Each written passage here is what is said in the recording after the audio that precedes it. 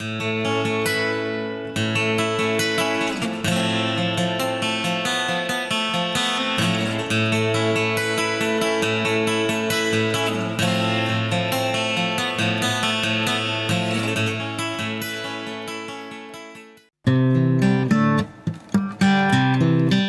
like to think we're living on the oldest river, so that makes it pretty special.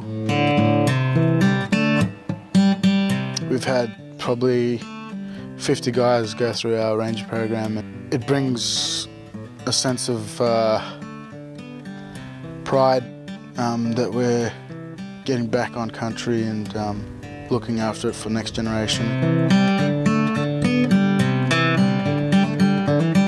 My name's Damien Williams. I'm a Western Islander man from Helensburgh.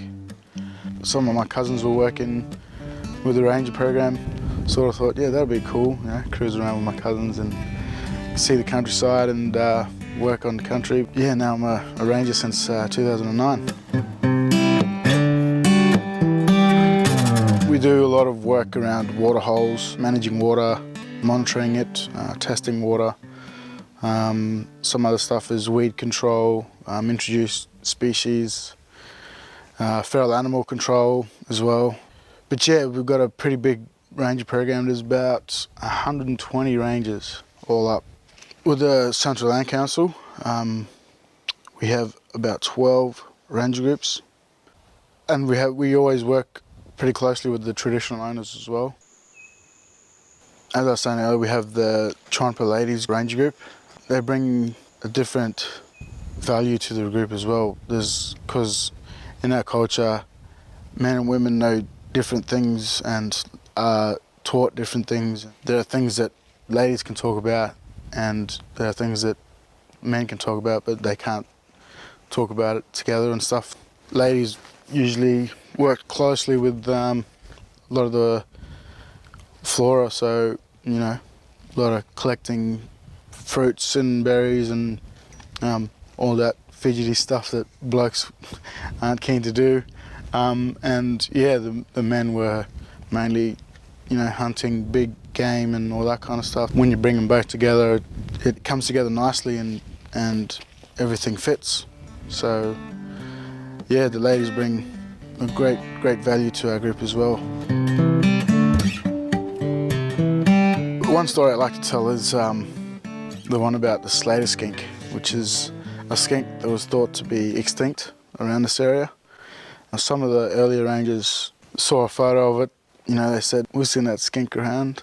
Now we're starting to find pockets of them all over the place. Because they're an ambush predator, they like to sit at the burrows and wait for insects and stuff to go past, and they just, yeah, take them out. But with all the grasses that have been introduced as well, they've blocked their view a bit, so we have to go out and try and keep their burrows, you know, as clear as possible so they're able to eat. Some of the threats for our country out here is hard-foot animals, hooved animals like cattle, donkeys and horses. When they go to water holes, you know, they muddy it all up, move all the sand around. And the camels, if you get a big group of them, they could, yeah, drink a water hole dry in one night. You know, sometimes that water can be the only water for hundreds of k's, and if that water hole was dried out, the small animals, you know, they just die because they haven't got any water. Did some work with the Eyre Basin river assessment. A couple of scientists come out to monitor the rivers, going out to water holes that a lot of people haven't been to as well for a while, and just seeing some kinds of different fish that we do have here that people have seen but haven't been seen for a while, because some of them are nocturnal as well. Back in the old days, people used to burn country to clear vegetation, go hunting, use it as a tool to hunt. And yeah, just replenish the country and get rid of the dead stuff. But now with some of the grasses that have been introduced, some of those fires just get out of control. Even when we do prescribed burning and stuff. Our annual rainfall was usually about 120 mils a year.